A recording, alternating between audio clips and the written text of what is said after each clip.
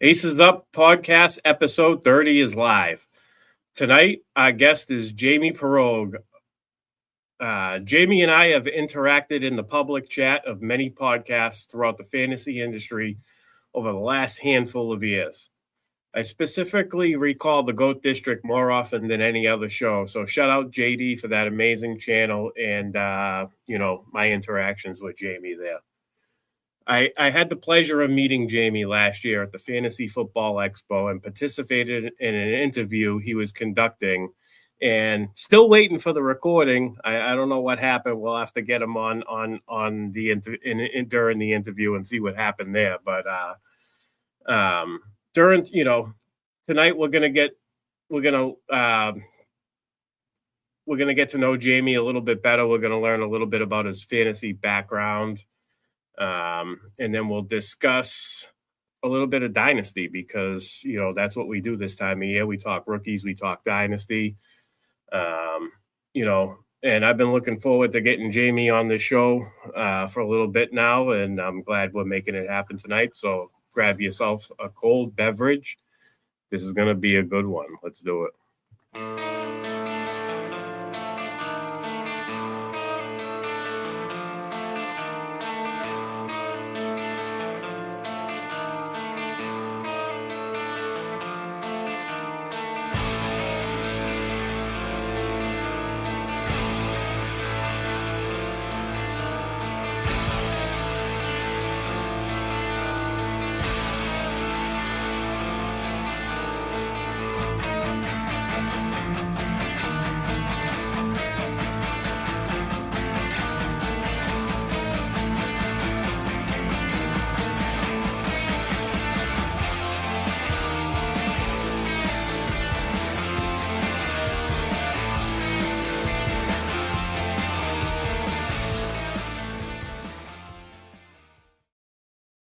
Jaime Perog of Going for Two. I left that part out during the intro, so I thought I'd throw that in there. How's it going, brother, man? Good to have you on here. Appreciate you having me. It's just really awesome. Just instead of being in the comments, now I'm on screen. I could just talk to you instead of typing. So I appreciate you having me. Nice. And you get the Boston accent right in your face for a full hour at least. I mean, this show's known to go longer than an hour, but at least an hour. Yeah, the accents, that's one of the reasons I tune in for, not just your content, but love the accent. Nice. I love it, man, because we don't get appreciation for it around here. So, everybody is, just it's normal around here. So when there's appreciation for it, it makes me smile. So welcome to the Sports Affiliation, my friend. Yeah, thanks. Appreciate it being here. So before we get into, I got to know what's the full story behind that interview. You interviewed me and my wife. You asked us a common question and a fantasy football question. It was a good time. It was at the Fantasy Football Expo on that Friday night at Centennial Park. I remember it. What happened? I wanted to see that interview, man. That was the thing Joe Bond from Fantasy Six Pack he was doing. I wasn't even part of it. I do work for him though, and in the middle of it, I just started doing some interviews, bringing people over, and I was the one on camera talking and asking the questions. And I never seen any of them either because I don't know. Joe said he lost all the footage, or I know he was kind of doing a lot of drinking, so I think he might have maybe not hit record, or he lost his phone, something. But yeah, that was upsetting because you and your wife had one of the best interviews we did all night long. So I'm disappointed we didn't get to see that. Nice. Yeah, that was a good time. I was shocked at my wife's responses. I'm not gonna lie, but nothing surprises me there. So, all right, so let's jump into fantasy football, how you got into it. Well, actually, before we do that, why don't we learn about Jaime, the person, where you live? You can talk about family, what you do for work. Maybe you have some hobbies outside of fantasy football. Give us a brief description of Jaime. Yeah, I'm from Cleveland, Ohio. I grew up here. never left, even though the city is kind of trashy, but it's just where my family's at. I have two boys, 6-year-old and 4-year-old, and I also have a 14-year-old daughter, so she's growing up fast. Hobby wise, I mean, I like playing video games in my spare time. Fantasy football is obviously my main hobby, and I got pretty good at hide and seek with my kids, so I guess you could say that's a hobby. Nice. You must have a house big enough to play. My kids they're a little bit older now, but when they were younger, they wanted to play. I'm like, there's only like 4 hiding spots. What? Yeah. How is this still fun for you guys? Yeah.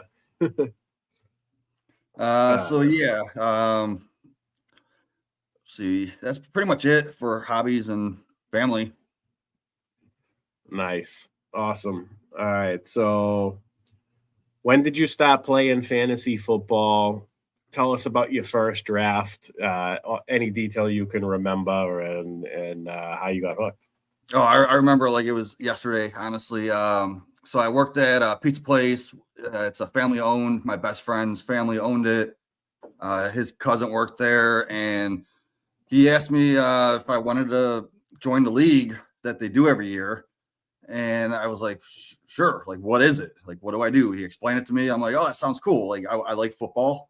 Didn't really know much about player detail. So I remember going to the store, buying a magazine. Which one did you get? Do you remember? I think it was the Athlon. Athlon Sports. All right. Yeah, like it was a good one. So what year are we talking? What year? This was 2004. All right. Yeah. So I ended up having the first pick overall. I went with LaDainian Tomlinson. Personally, I didn't know much about this. So my buddy, he told me to pick Tomlinson because I was going to go, I think, Priest Holmes. He said either of those two would work. And then my second and third pick, he helped me make two. And it was T.O. and McNabb. That was that year they had a huge year together. And then after that, he said, you're on your own, dude. Like, your team's looking good. So I ended up getting like Muhsin Muhammad later. He ended up being one of the top overall players. So that was the year he had like 12 touchdowns. Yeah. So I ended up winning overall points and made it to the championship. I think I lost the championship, but it was a good paycheck for my first time ever playing. And I was hooked ever since. Did like a league or two every year after that. I didn't get like really good at it. And my next championship was not until like 2012, but I won like 8 that year. And then the following year I won maybe like 7 or 8 again. And then I won 12 the following year. So I just kept winning.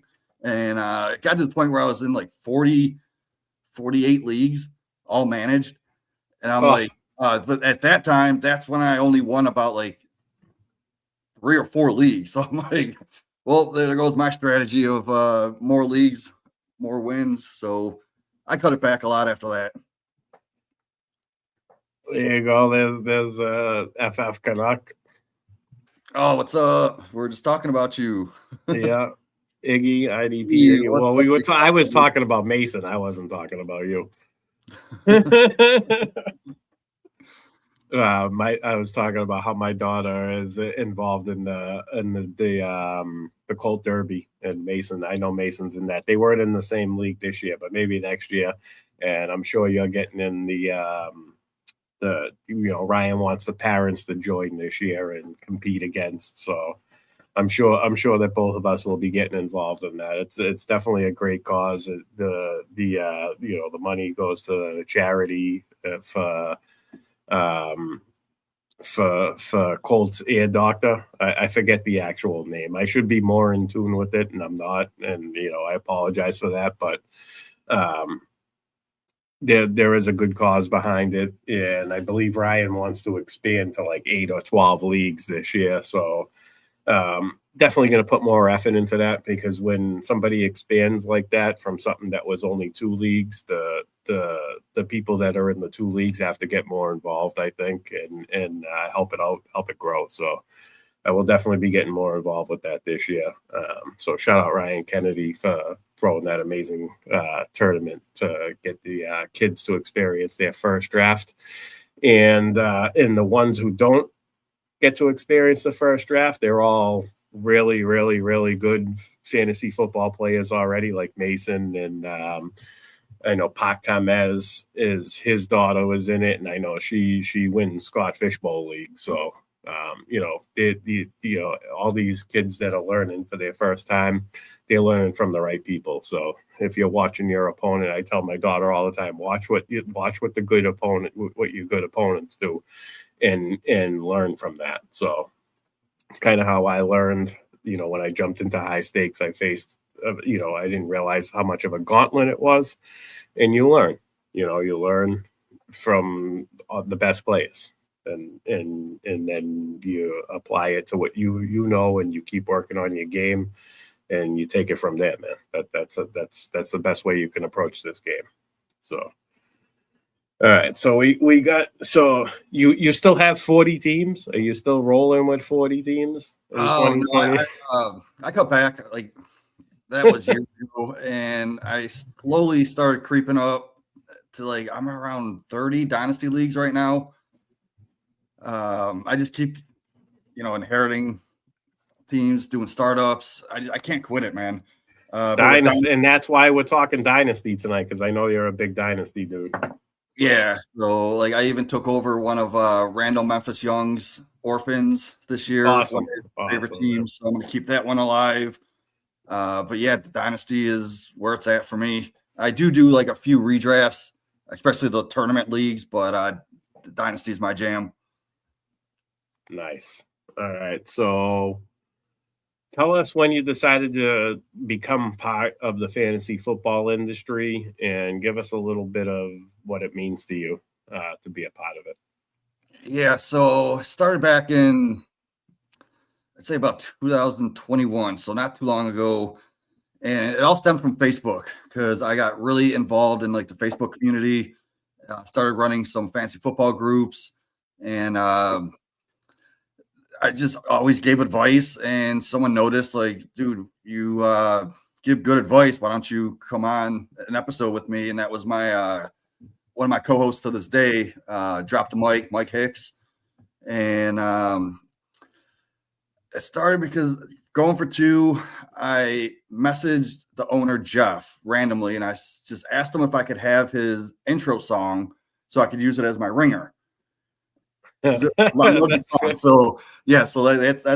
first interaction with him. He sent it to me, and then I started doing some of his podcasts, and loved it ever since. And it means so much to me just to be a part of the community, helping people out, like giving people the best advice I can, which I also get from all you guys. So I appreciate you guys giving me the advice, so I have the knowledge to move it forward.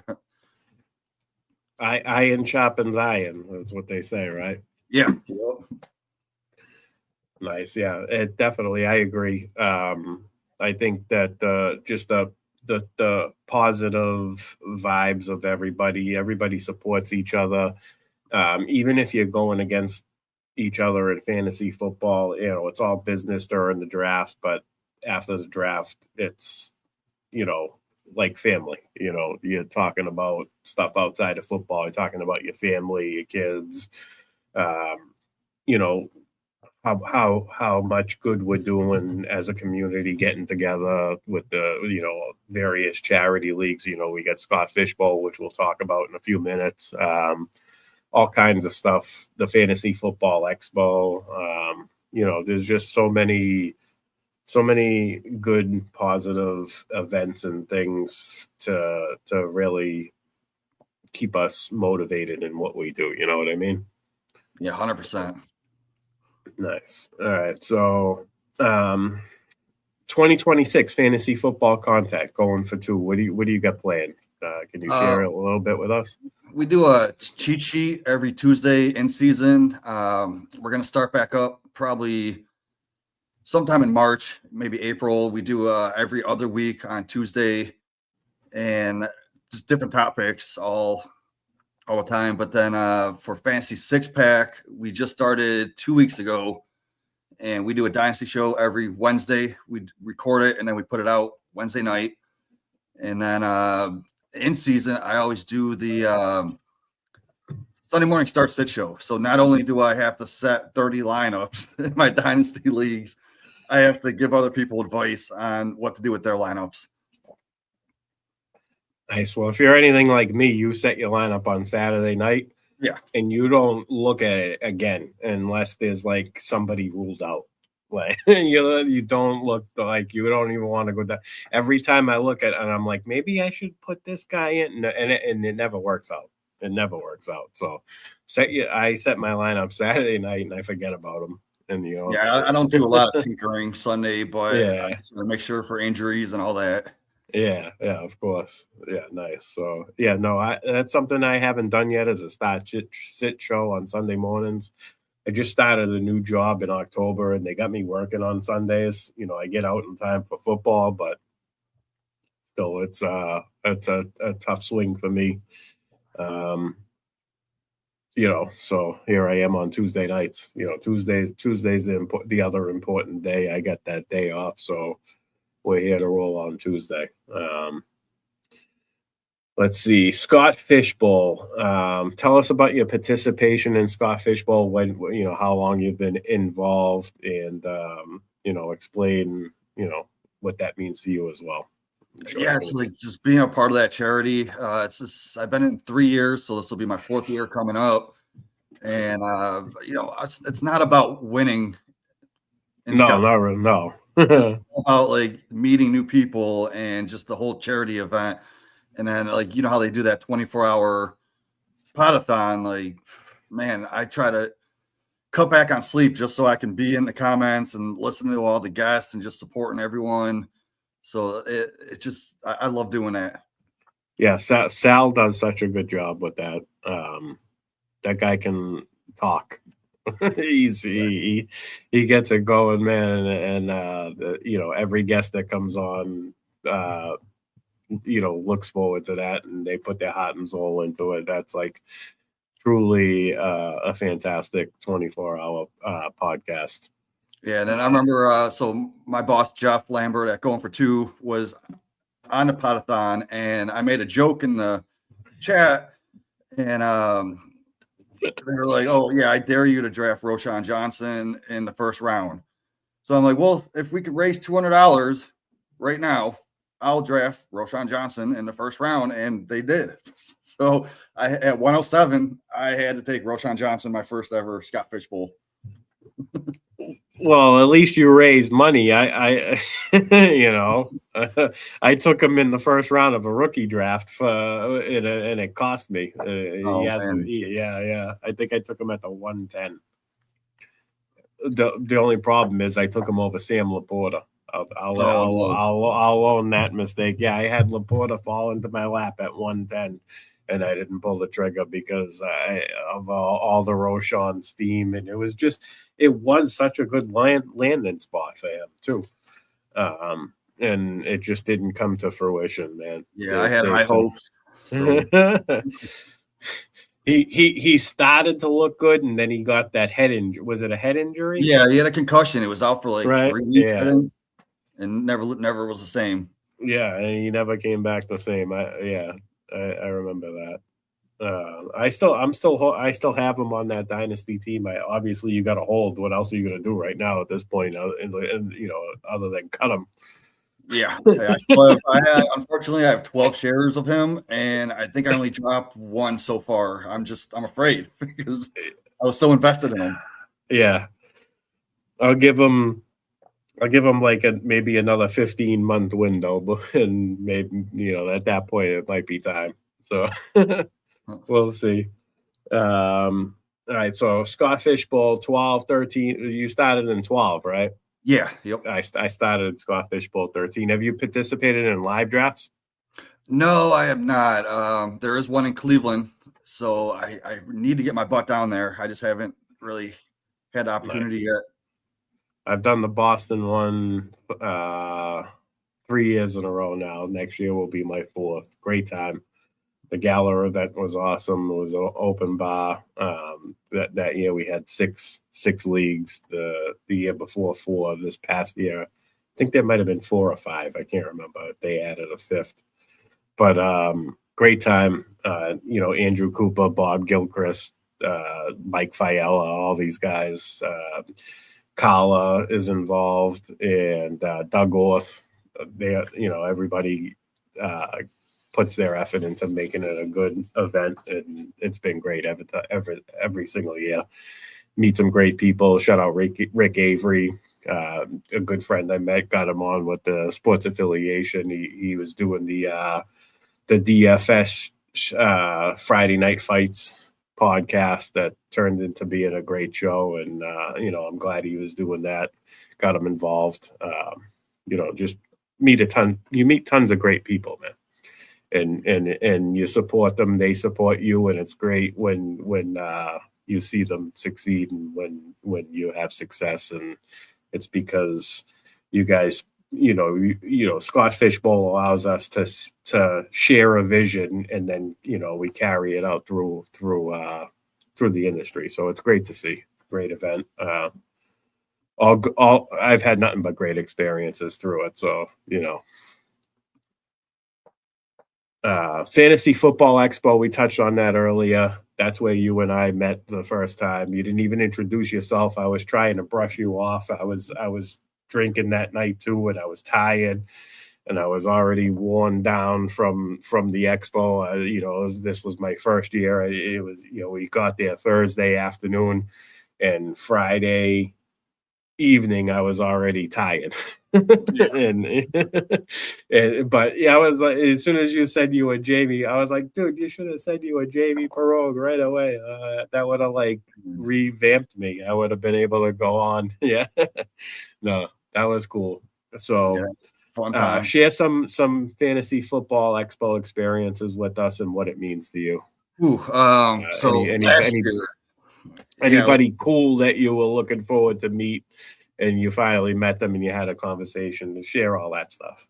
Yeah, I mean, just meeting everyone. I met Scott Fish, JJ Zacharyson. I was starstruck, and just so many big name people. But last year I had an awesome experience. So I went to go smoke a cigarette, and I went next to the bar. There was empty tables.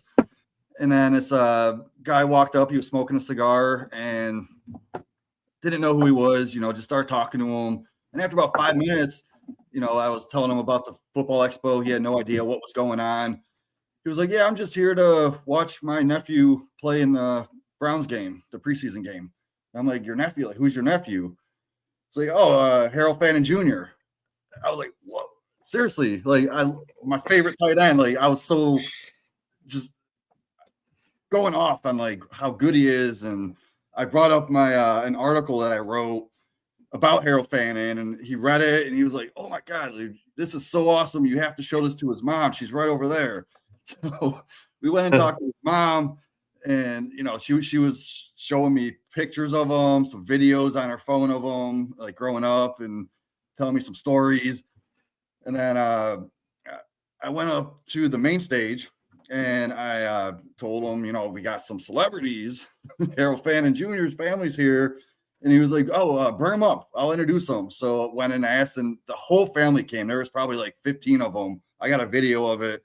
And they just introduced him. And the whole night, rest of the night, everyone was just going up to him, talking to him, asking him questions about Fannin. And they felt like celebrities that night. And it was awesome. And I'm pretty sure Harold Fannin had a touchdown that game, if I'm not mistaken.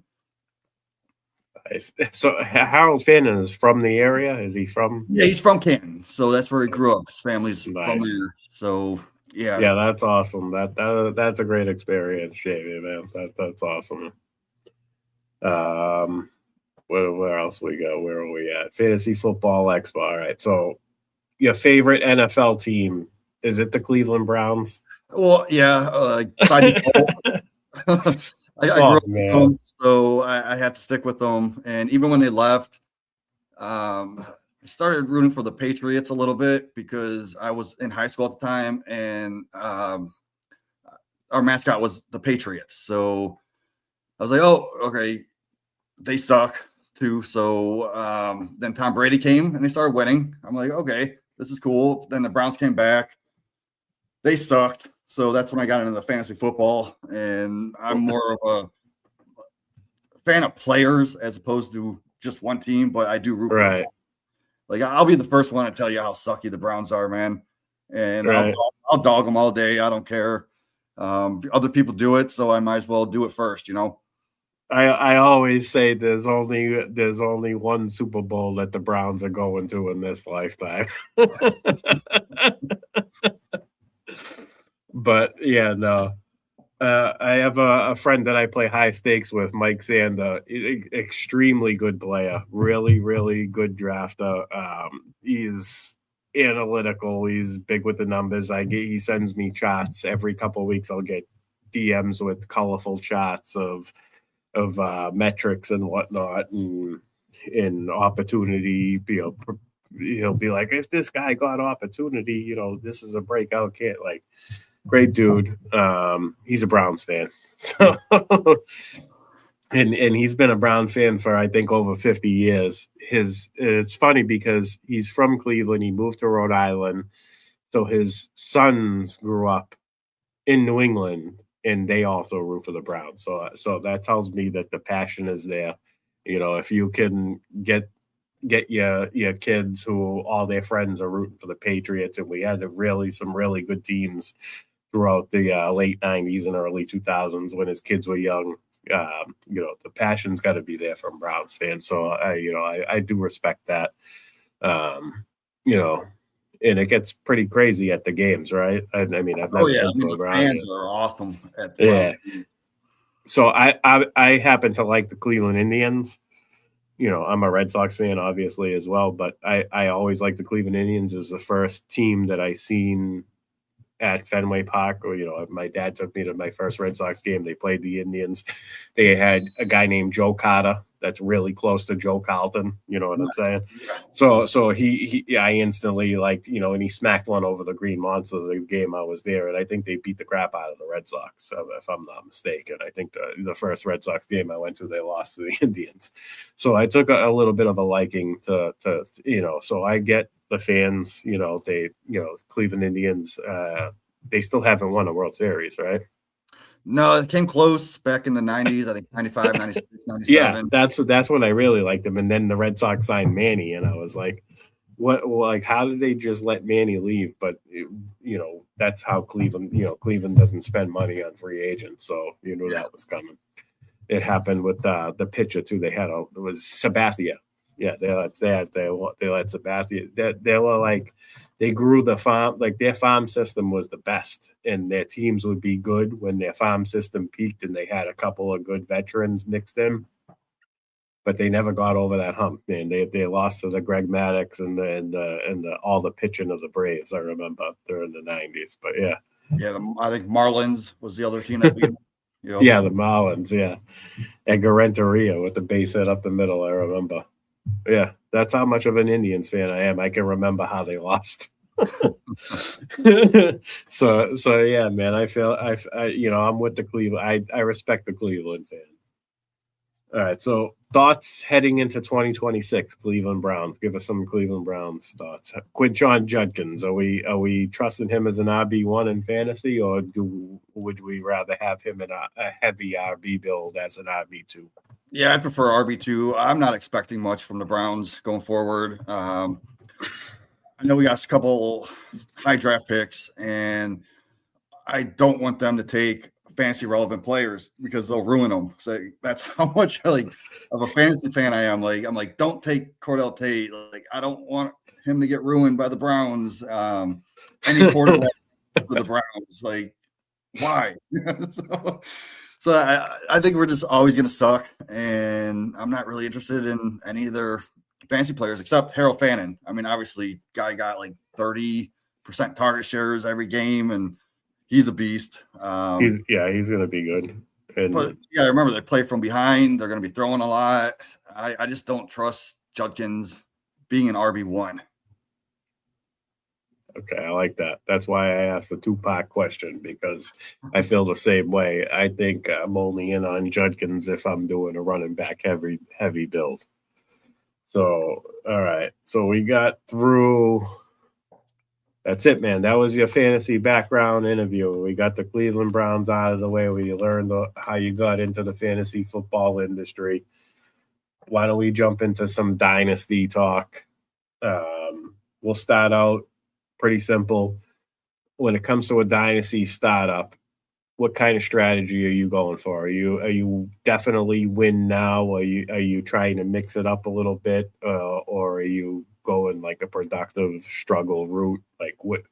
I know you got 30 teams, so I know you've experimented. So tell us what works, what doesn't work for you, and get into the draft. How you approach your dynasty teams.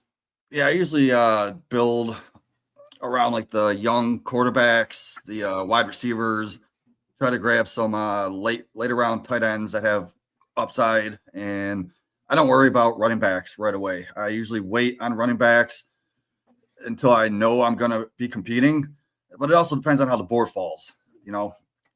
So yeah, for me, I usually build a startup in hopes of winning not that year, but like the year or two later. And I'm not into like the older player. Like I can't pick those like 30-year-old wide receivers or like that 28-year-old running back. That's just not for me. Like I usually like to get rid of my running backs after their first contract. So like once they hit that 26, 27 age, that's when I'll start shopping them at their peak, because I know they'll start losing value down the road. Right. And then, but yeah, so running backs are usually the last piece that I like to go for. Sometimes in startups, I don't even touch them until round 8 or round 9. And yeah, for me, that's just the way I do it. And then I don't do many startups anymore. I did one last year, and it ended up, I built it the way I just explained, and then I ended up making it to the playoffs, which I didn't expect. But Drake Right, Mayo, but Jackson it can Darnell. it can happen. You Yeah, draft a team for the future, and then if things fall right, you can compete in year one as well. Yeah, so I kind of like that approach. What did I want to ask you? So you said you don't do that many startups anymore, but startup advice.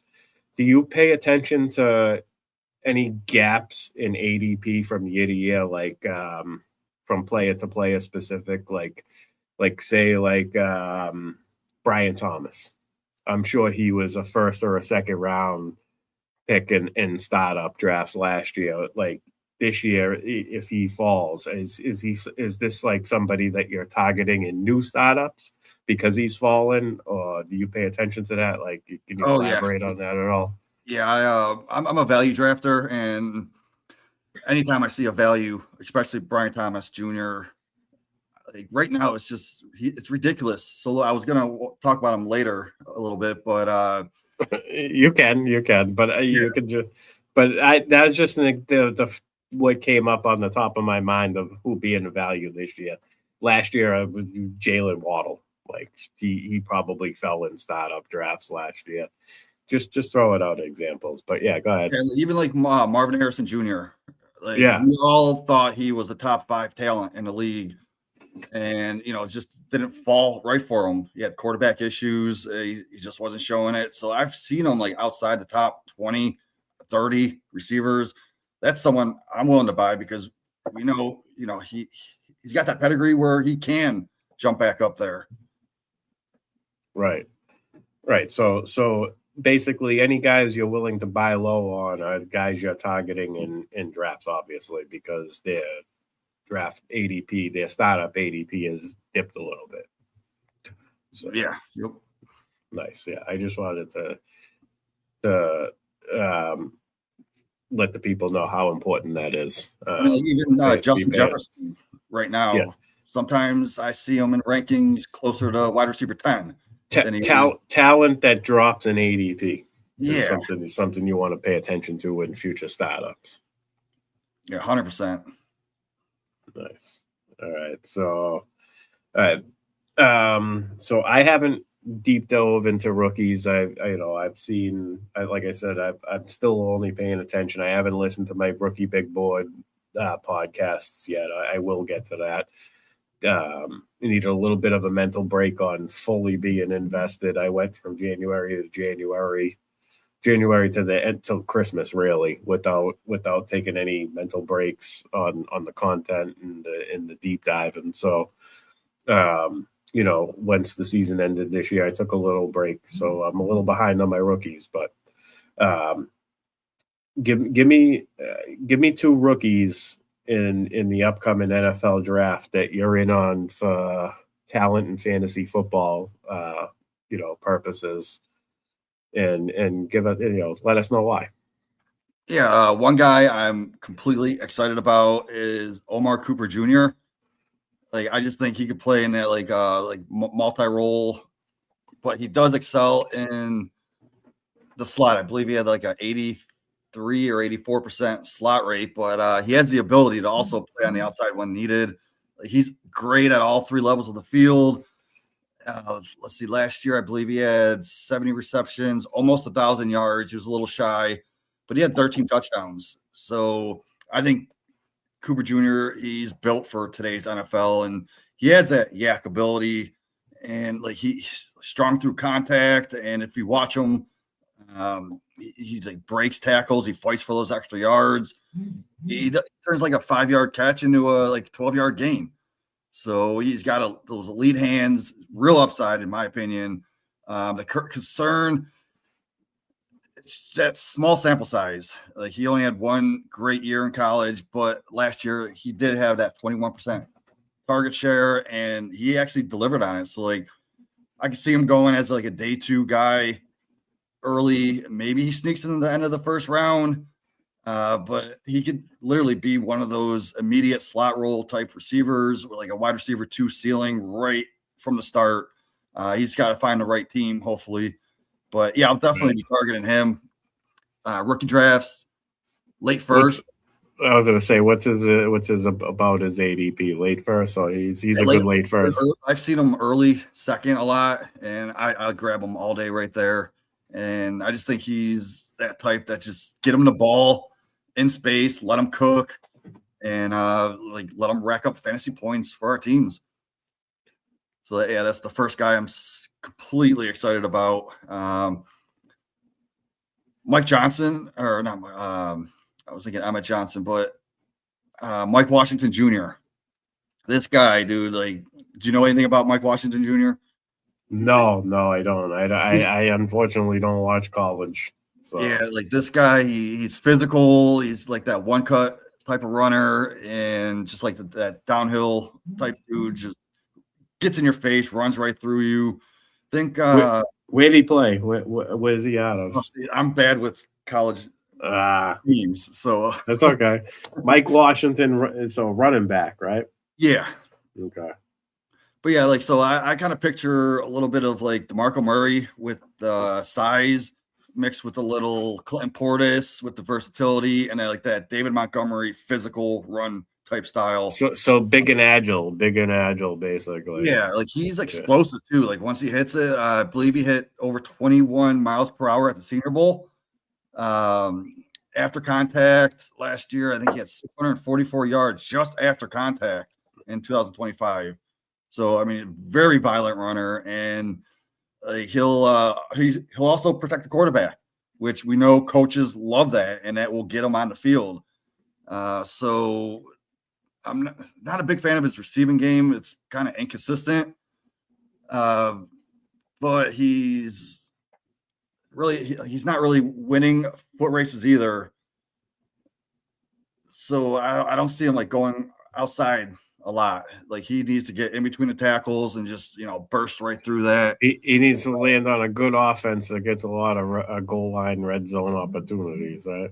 Yeah, like let him hit the hole, and right now I can see him as like one of those high upside day 2 guys.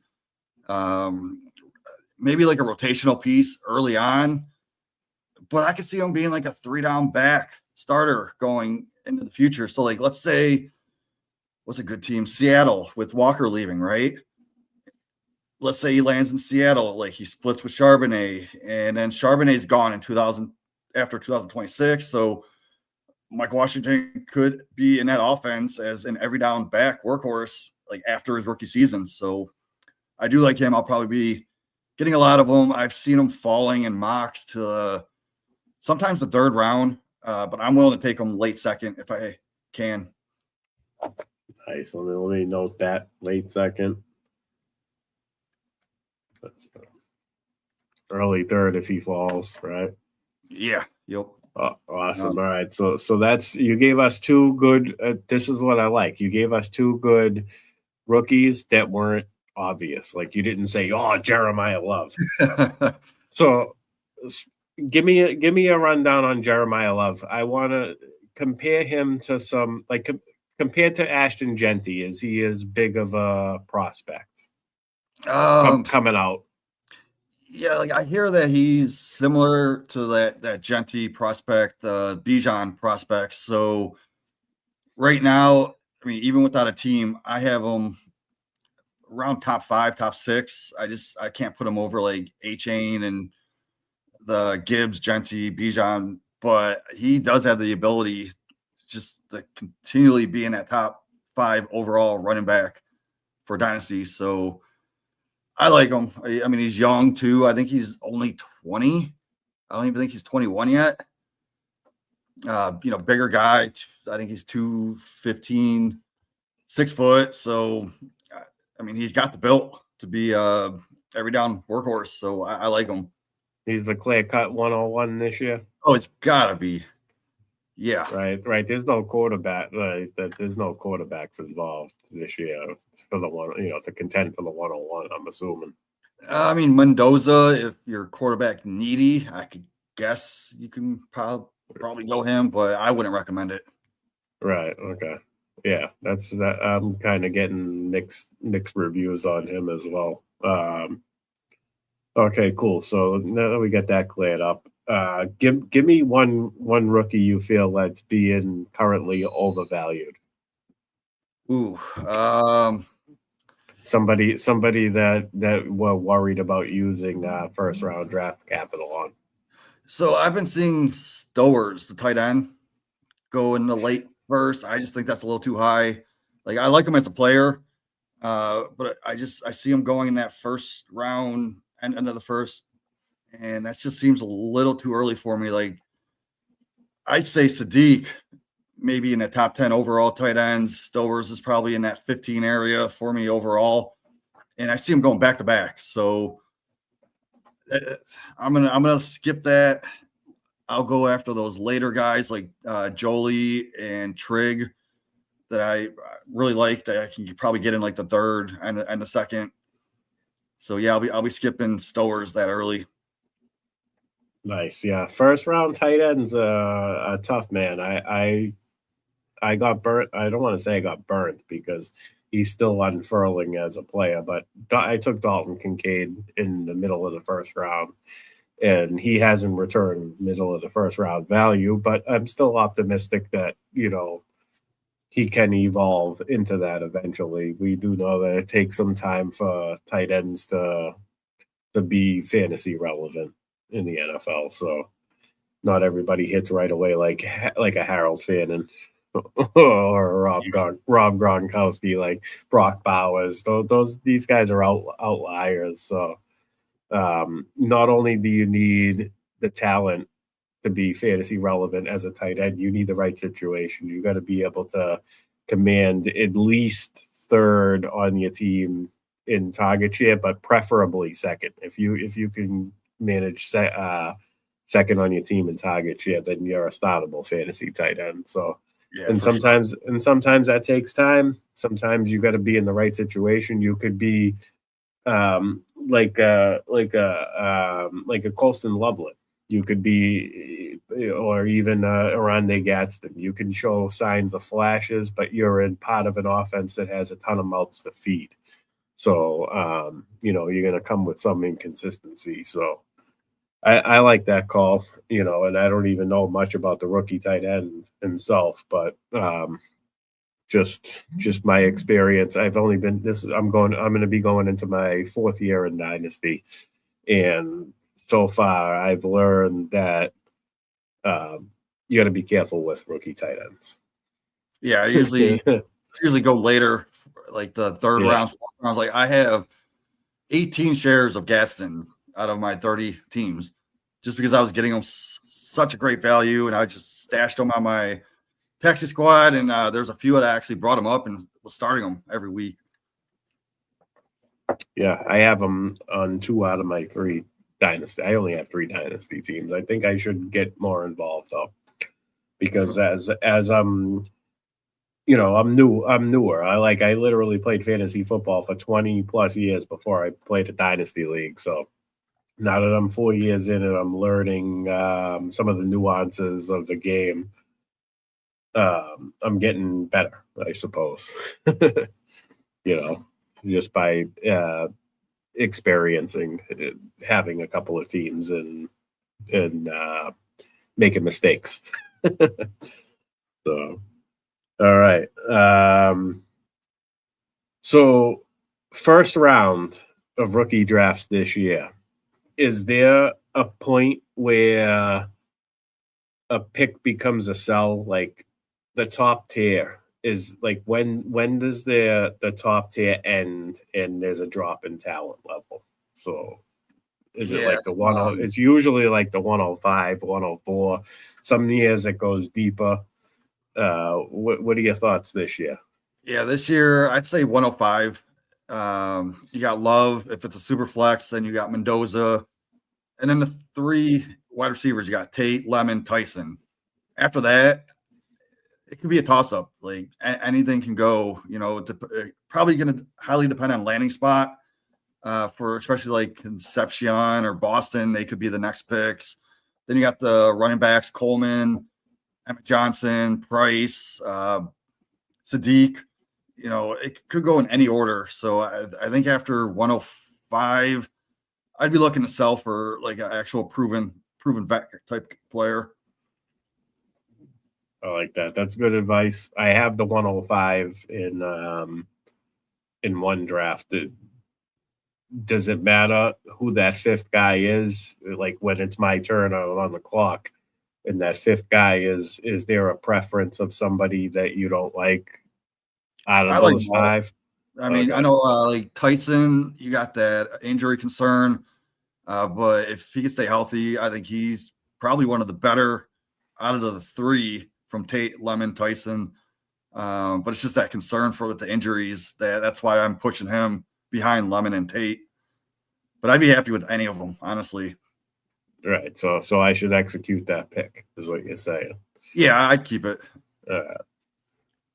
Unless I'm wowed, right? Unless I get this auto accept offer, which I have yet to get. I've seen some people go, I didn't even swindle this. This was offered to me. It hasn't happened to me yet in 4 years, 3.5, 4 years. Maybe I'm playing against too much stiff competition. Nice. All right. So, projected second round.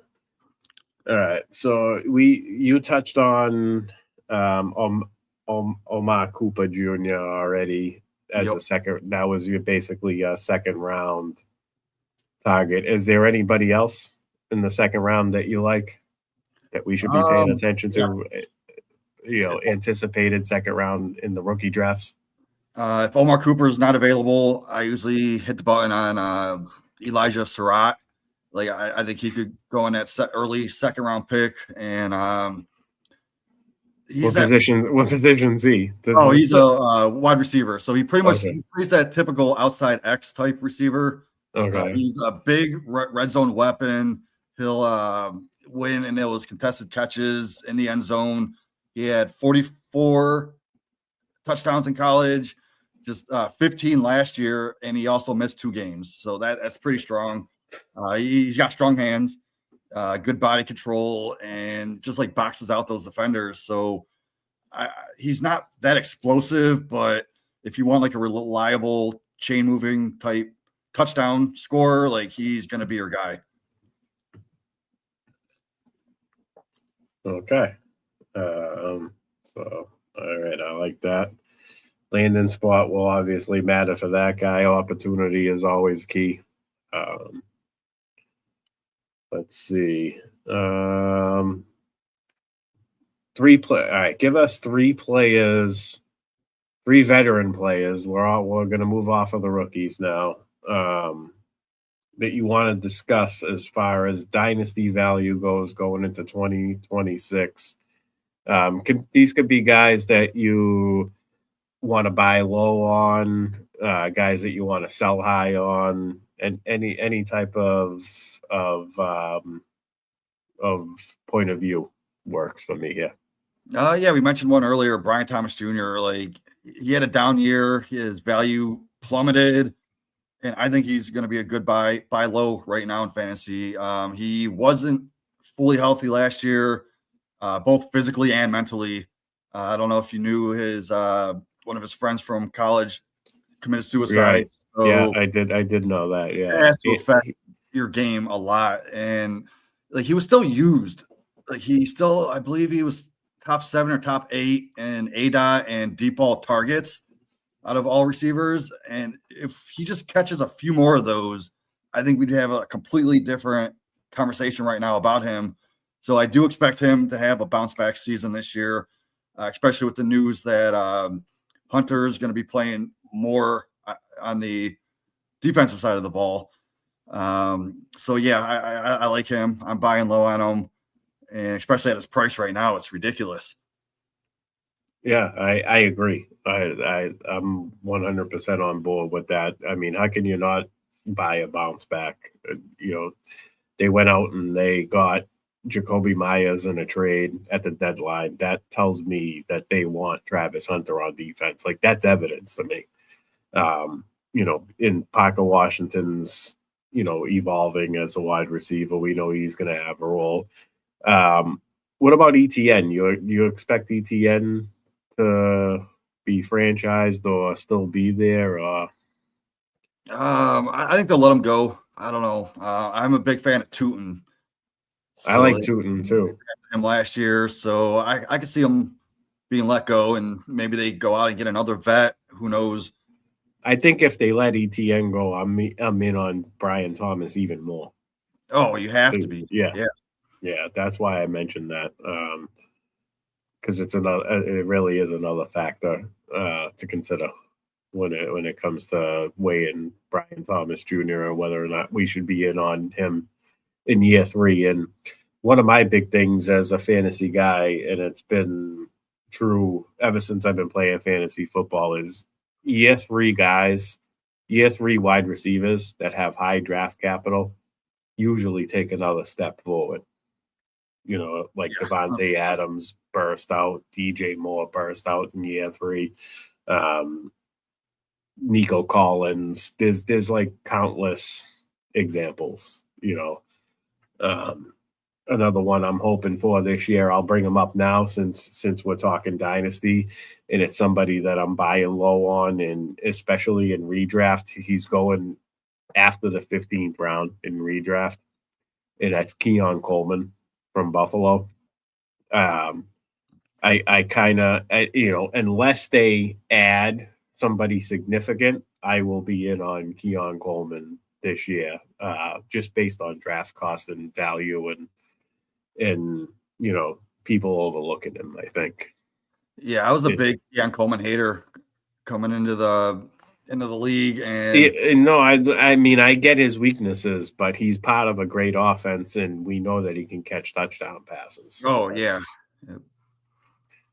And if they don't make any significant moves, then they're gonna have to rely on him taking a step forward, taking that year 3 leap. So, and then I actually compared his stats with Devontae Adams his first 3 years, and they're pretty similar. He actually has more touchdowns than Devontae Adams had in the first two years. Sorry, excuse me, not 3 years. 3 years, obviously the third year, Devontae Adams and Aaron Rodgers took a huge step forward. So, it's something that I'm paying attention to up until Buffalo, if Buffalo makes a splash at wide receiver. And I honestly don't think they do, because I just don't think it's what Brady wants to do, in my opinion. He likes James Cook as the focal point of the offense. We know when Buffalo beats the crap out of teams 40-10, 40-6, 40-17, it's James Cook has multiple, two or more touchdowns with over 100 yards from the scrimmage. So it's clearly when their offense is at its peak. So, and now that he's, I also think that McDermott and Keon Coleman didn't see eye to eye somewhere along the line. I think there was more involved in why Keon Coleman's usage has been inconsistent for the first 3 years. So with Joe Brady taking over, I'm optimistic about Keon Coleman this year. All fair points. I might have to put him on my radar now. I'm This- currently doing a lot of best ball drafts, so if you say best ball, even more so best ball. Like, I would trust him for sure in best ball over redraft. But I'm optimistic about him. I want to see what happens in the offseason. We still have plenty of time to go. Offseason moves, the draft, all these things have to happen. So, not getting too overzealous about it, but it's something I'm paying attention to. Yeah. So another guy that I want to talk about is Jackson Dart. Love this kid. I was so high on him coming into the rookie drafts, and I got him on a lot of my teams. And right now I have him as a top 10 dynasty quarterback. I'm not sure about where everyone else has him, but I may be high on him. He's the type of guy that I could see being in the top 5 going forward, just because of his rushing ability alone. We've seen Jalen Hurts get up into the top 5 before, just on his rushing alone. So yeah, I want to see how many design runs they set him up with this year. But he also has that scrambling ability that's really what I'm excited for. Like he's gonna get Neighbors back fully healthy, and maybe they draft another wide receiver in the draft. So Scatterbo, he's going to be back. So just that whole offense as a whole, I'm keeping an eye on. I want a piece of it, and Jackson Dart is the main one that I want. I like that, JV. So I'm, my wife is going to puke in her mouth after I say this, but I like I actually like the New York Giants. I like Jackson Dart. I love Malik Neighbors. The offense is definitely heading the right direction. We saw what he did with basically Wan'Dale Robinson as his number 1 last year. The offense was completely demolished. Scatterbo was injured. Tyrone Tracy. I like Tracy, but he's not a bell cow running back. He's got to have a Scatterbo with him in order to maximize what he can do. So I'm with you. I'm in on the Giants offense this year. I'm a big fan of Jackson Dart. I don't want to say his game is emulated after Tom Brady, but he brings a similar element to the team, like his aura. He's got that aura, and his decision making is on point. He knows what he wants to do with the football. He's not sitting in the pocket. He's getting out and running. He's making plays happen. He's hitting the open receiver when he's open. I just think his overall demeanor reminds me of Tom Brady. So I really like him as an NFL quarterback. I'm excited to see what he can do going forward. I don't think there's going to be a sophomore slump like some quarterbacks encounter. CJ Stroud, even Jaden Daniels.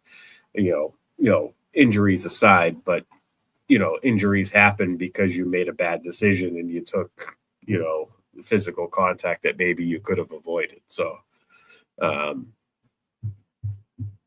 I'm with you on the Jackson Dart. I love that. I love that take.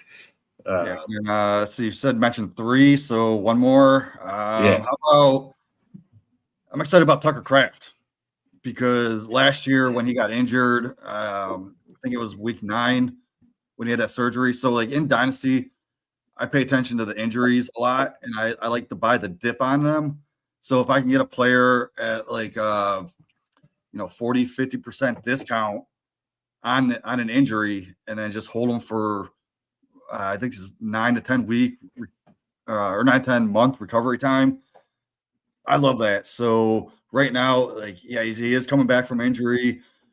I still think he could be a big part of that offense. I put him in my top 5 overall tight end in Dynasty. So maybe that's a little high, but he deserved the way that he actually played when he was healthy.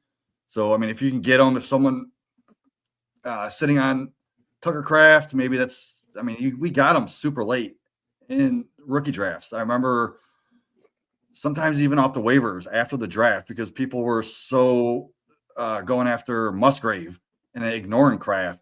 And I was just, take Kraft in the 4th or, for free after the draft, put in my Texas squad. Now he's a top 5 in my rankings. That's insane. That's the kind of value that I like to increase. He was absolutely killing it last year before he went down. Yeah. So, but yeah, I mean, those are the types of swings. So like right now, I'll just throw second rounds, like my second and my third, I'll package those to try to get them. Maybe people are ignoring them. But as a top 5 tight end in my rankings, I mean, I'm willing to pay a late first just to get them. Yeah, I like that. Maybe there's a team that has them that's like a contending team, and then they start off slow. Maybe they start off 1-3, and the season doesn't go the way they planned, and Tucker Kraft's not all the way where he needs to be. That may be a good time to pounce. So not just now. I think early on in the year, in the first like 6 weeks, might be a good time to try to pounce on him. So that's a great name to buy low on. Tucker Kraft. I like it. Yeah. He's clearly the number 1 target in Green Bay. What's his name? It's the guy they drafted. Why am I drawing a blank right now? Matthew Golden isn't, he didn't affect Tucker Kraft's production. We saw Christian Watson come back pretty healthy, pretty strong, but again, I don't think one got, they spread the ball around. What Tucker Kraft was doing in the red zone for them last year was just insane. I had a bunch of redraft teams with him on it as a 12th, 13th round pick in redraft last year. And if he didn't get hurt, I could be talking about, a contest that I won right now. Maybe. Well, yeah, right now, like I'm betting on it's a situation, and just I'm betting on him bouncing back. So I love it. Yeah, I like the dynasty call. These are all great insights, Jamie. You're talking about certain guys to target, and it's not just about the player itself. It's about the pedigree of their value. It's they're injured, they're coming out. And what makes it great is Kraft's injury happened fairly early in the season, so that window will eventually close once we get into 2026 and he starts playing more. And if he stays healthy, the window will close. So it's important to note when to try to pounce on these guys. Timing is everything when it comes to buying low. So I like this. I like this call. Great, absolutely great advice. Great 3 players, Jamie. Appreciate it, man.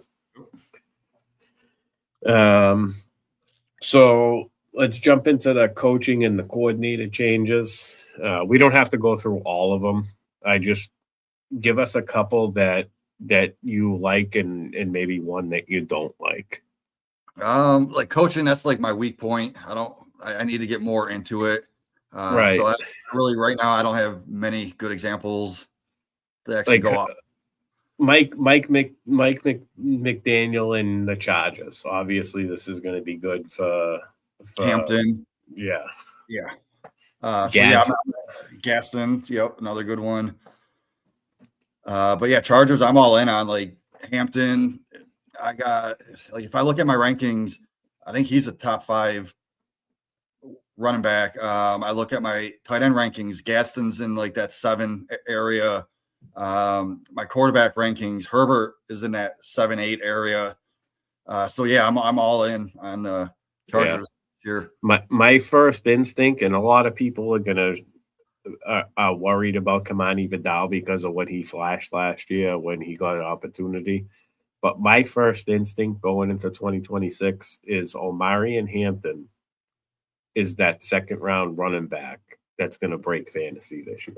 Like last year was Jonathan Taylor, the year before was Saquon Barkley. I feel like this year it's going to be Omarion Hampton. I mean, I leave myself a few months to sway my decision, but my initial read, I'm seeing Omarion Hampton as that guy. Yeah, I like it. Like Vidal, I don't even mind getting him cheap because if Hampton does go down, we've seen like he can do it. Like one catch for 50 yards, his first ever touchdown. You know, that's like a 12-point play right there. And he is talented. He's actually got the bloodline from Hank Aaron, the baseball player. Yeah, he's a great nephew of Hank Aaron. Oh, I didn't know that. That's awesome. The home run king, or the non-steroid home run king. No shade to Barry Bonds, because I think Barry Bonds, outside of Ken Griffey Jr., is probably the best offensive weapon in baseball. So even without the steroids. Another coach I'm excited for the Vegas. They actually got Clint Kubiak. So with them having the number 1 pick, you know, they're going to be adding Mendoza, and right. They have like an elite tight end, an elite running back. Looking forward to see what happens to that team. Right. I mean, it's only going to get better. I mean, they're playing in a tough division. The Chargers are going to be great. The Chiefs are going to bounce back somewhat. They got Mahomes. The Broncos, even if they regress some, they're not going to regress a lot. Their team is still pretty much intact. So I could see the Raiders playing from behind in a good portion of their games and having some fantasy friendly matchups. Really, Genty going into year 2 is now Brock Bowers. Did he flip spots with Trey McBride? Like last year, we were taking Trey McBride because he was the cheaper of the elite 2. Now Brock Bowers is going at the end of round 2 in best ball drafts, and McBride has moved up to where Bowers is. So are we targeting Bowers more? Yeah, I mean, you got to buy the dip, right? Bowers, I consider him the number 1. Now people are looking at McBride as the number 1 because of all those targets that he's getting. But do we know he's really going to get those same targets if they get a different type of quarterback? And also with Vegas, their offensive coordinator, they got it was the quarterback's coach from the Seahawks last year. So that right there, you know, they're bringing in a new quarterback. Guy has experience coaching quarterbacks. So I think that whole team's going to be exciting. Nice. I like that. Oakland Raiders. Was it Oakland? Vegas Raiders. Vegas. I still call them Oakland. I'm showing my age. The Vegas Raiders. Nice young core. Great for dynasty. Arrows pointing up. Game scripts are going to be there. So yeah, I'm in on the Raiders offense this year myself. All right, so we know there's going to be a bunch of free agents moving around. Why don't you give us one? You can give us more than one if you want, but one is required. Free agent and a potential landing spot you would like to see for them. Ooh, I want to see where Alec Pierce goes. Right here, baby. I'll take it, Alec Pierce in New England. I could actually see New England, he's the type of receiver we signed. The low key, the not the big name. He's kind of worked his way into the depth, up in the depth charts. He fits the Patriot mold. Yeah, I mean, last year I know he had multiple games in the top 10 overall, but he put up some wide receiver 20 numbers consistently. Yeah, I'm excited for him. Yeah, I'm going to say give him to Drake May. I like that. Yeah, all day long. The problem is, what do we do with Booty? And if we get Alec Pierce, like, is that an upgrade? Is it Yeah, that is the role, right? That's basically the role. Isn't Kyle Williams? Isn't he a similar? Yeah, we're probably not going to get Alec Pierce. It would be nice though. Buffalo, then I mean, Buffalo. Yeah, there you go. Just give him another downhill field target. Nice. But yeah, so let's see who else is free agent. I'm interested to see where Kenny Gainwell goes. Yeah, it's very interesting. My co-host asked me this yesterday, and I was like, well, what if he goes to the Texans? Do you think it would fit well in the Texans? No, because I think Woody Mox is too close to that role. True. All right. So I chimed in on the Thursday check down chat, and my buddy Dan Williamson, Dan. Oh yeah. Awesome. He posted a tweet that he would get a sweatpants boner if the Vikings got him. And then I responded that you could hang a towel on it if that happened, because if they would have cut Aaron Jones, to make the cap space, and they got Kenneth Gainwell, I don't think Jordan Mason, like what Jordan Mason does is what Kenneth Gainwell doesn't do. So it's like, I think it would mesh well, and where Minnesota's the low team on the totem pole in that division, they would, the game scripts would favor like I think Gainwell would get a ton of usage in the Minnesota offense, especially with JJ McCarthy, maybe dump down a little bit more, until he gets fully acclimated and comfortable with the NFL speed. I still think he's developing as a quarterback, and we don't even know if he can be a starting quarterback or not. I don't rule it out, but I do think that Kenneth Gainwell would be an excellent security blanket for somebody like JJ McCarthy. I think it would just, for fantasy football. Yeah. I'm with Dan. I'm galaxy braining it. I'm putting it out in the universe. Let's make it happen. Yeah, I like it. Yeah, nice. What about Breece Hall?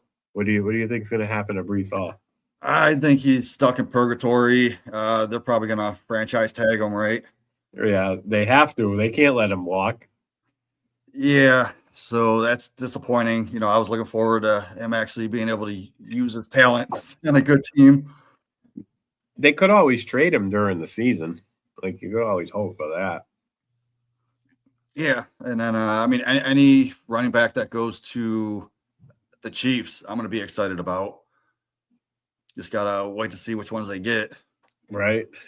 I don't know if I'll be excited. I have to see who it is. There's some guys I wouldn't be excited about.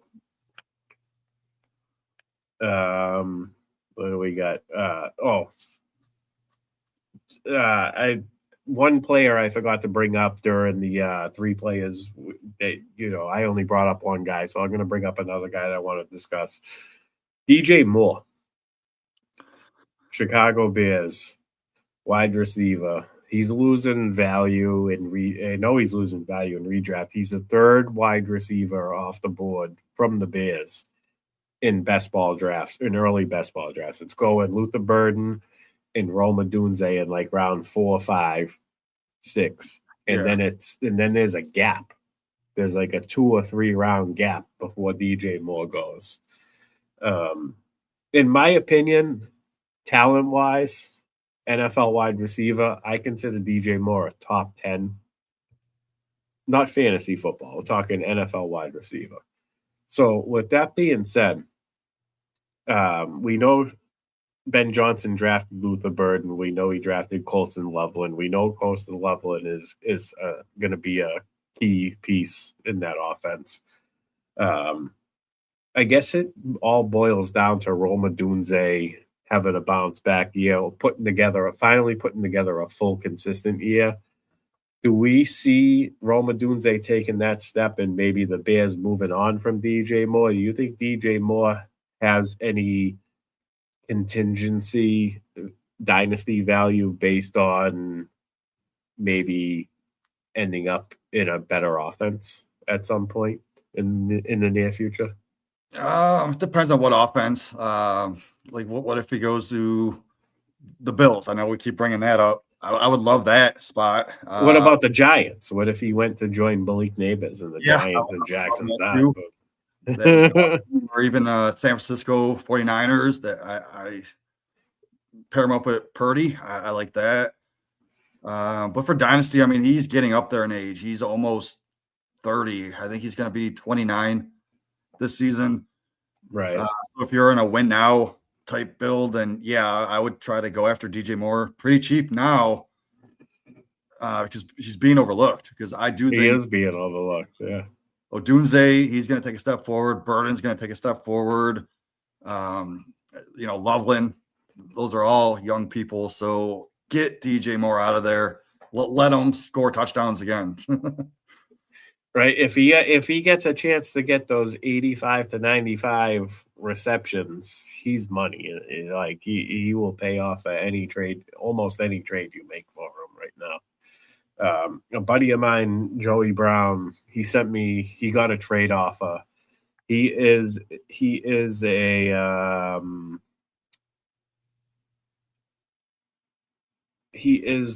Parker Washington owner. Somebody offered him DJ Moore in a third round, 2026, for Parker Washington in a fourth round, 2026. Yeah, I would take it. Right? For DJ Moore. That's what I said. I was like, I want to tell you that Parker Washington will increase in value and you can get more, but that's like such a good offer that like you might want to just take that. Like, I was a big Parker Washington fan until he got that 6th or 7th round draft capital in the NFL, and then I kind of just stashed him. But then I think I got rid of him in a few leagues before his breakout, just to make room for other rookies. But I think the love's a little too far, man. I've seen someone say they trade their first round pick for Parker Washington. That to me sounds insane. Like maybe 207, 208, I'll look and see who's on the board, and I might rather have Parker Washington, but that's the area that for rookie drafts I'd probably value him at. Right. So when you see DJ Moore, that's like win now teams would give up a 207 for DJ Moore all day. So 100%. Yeah. Yeah. So yeah, that's an easy. Yeah, I like that. I had to bring up DJ Moore. I got a lot of love for that guy as a player. I gave him a nickname last year, DJ Less, because he wasn't being used properly. He's so good with the ball in his hands too. His yak ratio is crazy. One more guy before we close out the show and I let you go. AJ Brown. Oh, man, that's another good one. He's a buy, right? He's got to be a buy if you're in win now mode. Oh, for 100%, sure. Yeah. Man, I haven't had any. I only got like one team with DJ Moore or AJ Brown on it, and I haven't really been buying him. So maybe I need to go look at that a little bit more deeper. Yeah, he would definitely be a good buy. Right. I think that the vibes surrounding that situation got completely blown out of proportion. Eventually the Achilles heel was the offense. Eventually it got, it did them in. The defense couldn't keep winning them games. the game management, the time of possession battle was never going to go their way if the cookie didn't crumble early on in games. And they're a play from with the lead type of team. I think that if they're forced to pass some more and be a more balanced offense than what they have been in the past 2 years, I feel like they only pass when they really, really absolutely have to. Jalen Hurts might have had a bit of a down year. I think him not running the ball, being more of a pocket passer, has affected his game a little bit. I think he can, I do think that he can improve. So, and that the Philadelphia Eagles are a competitive team and they still are Super Bowl contenders. Saquon could have a bounce back year and the offense could look better next year. And AJ Brown he put up 100+ yard games last year. He had a couple of games where he had multiple touchdowns. I still think he can be productive. He still can give you the spike weeks. So I'm buying low on AJ Brown. What would be the I know what is it? What would be the highest price that you would buy him for? Because I'm looking, if I was in a win now and I have the 109 and I'm like, I need one more receiver just to put me over. I would do it for 109. Yeah, I would. Like, obviously, if I had the 112, I'd offer 112 for him, and I might even add a third-round pick just to, lock him up. I like it. I think that a top 15 wide receiver performance is still in his bag of tricks for sure. Yeah, and look at him for dynasty, like outside the top 25. Yeah. Not necessarily targeting him in the startup drafts. Like you said, you don't want to necessarily grab that 30-year-old wide receiver in the startup draft unless they really fall. But somebody that you can add, without really affecting your roster. Maybe you have the draft picks to do it. Maybe you tear up. Maybe somebody wants to consolidate and add depth and you want to tear up. That's you find your trade partner that way and you make something happen. But I think AJ Brown is a guy you got to have if you're pursuing a dynasty title, and you're an AJ Brown away. You got to make a move for him. Yeah, for sure. He's still got that spike week in him, so. He's not washed by any means. He's not in Stephon Diggs territory. There's like 3 years at least. Nice. Well, that's it, man. I got nothing else for you. This has been an awesome show, Jamie. I appreciate you coming on, hanging out, talking football, sharing your story. This was great. Appreciate all the audience tuning in. If you guys are listening on X, just bounce over to YouTube and hit the like button for us. It helps us out. Sports Affiliation's doing great things in 2026. Yeah, I'm a big fan of the Sports Affiliation Network. I was watching he do his card tears. It's fun. I love it. We got this new hypotheticals segment coming out too. It's based on JC's love for Marvel, I guess.